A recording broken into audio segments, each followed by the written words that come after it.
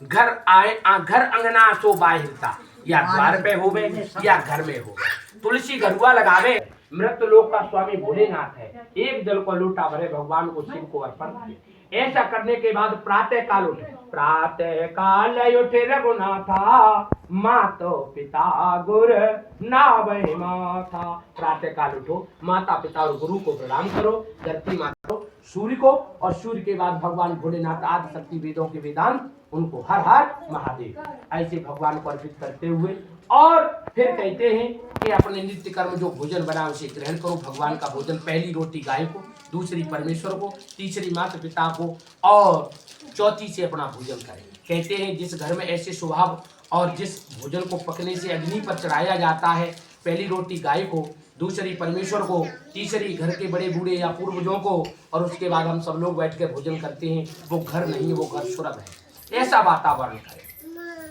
कहते गुरु बिन ज्ञान नहीं और गुरु बिन उद्धार नहीं। जैसे भोजन शरीर के लिए जरूरी, वैसे ही गुरु होना अनिवार्य है। जैसे जल शरीर के लिए अनिवार्य, वैसे गुरु होना अनिवार्य है। कहते गुरु गोविंद दोनों खड़े और काटे लागू पाए, गुरु बलिहारी आपने सो गोविंद दियो मिलाए। गुरु की शरणागति से और गुरु के पूर्ण प्रताप से और भजन शक्ति से भगवान के दर्शन होते। याद रखो, गुरु ने जो मंत्र दिया है, शिष्य उसका जापन करेगा, जापन कर कर गुरु जो रास्ता बताएगा उस पर चलेगा। उस भजन के मात्र शरण से भगवान के दर्शन होंगे।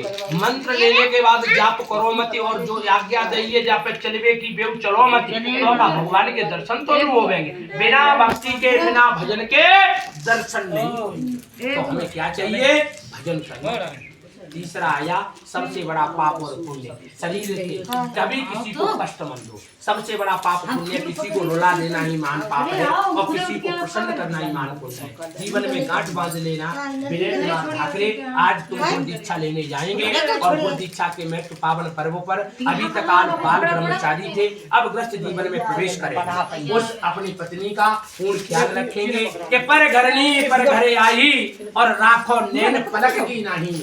ये पलक हमारी नेत्रों की रक्षा करते हैं। उसी तरह से अपनी पत्नी का आपको ख्याल रखना होगा, क्योंकि जिस घर में सर्वप्रथम अपने माता पिता को छोड़कर आपका हाथ रखा है, सात प्रकम आपके साथ नहीं है, मांग बनी है आपने, तो उसकी मांग को पूरा करना, को धारण करके वेद के वेदांतों को सुनकर मंगल की कामना की तरफ, और आप ईश्वर की गति को प्राप्त करेंगे। इस प्रकार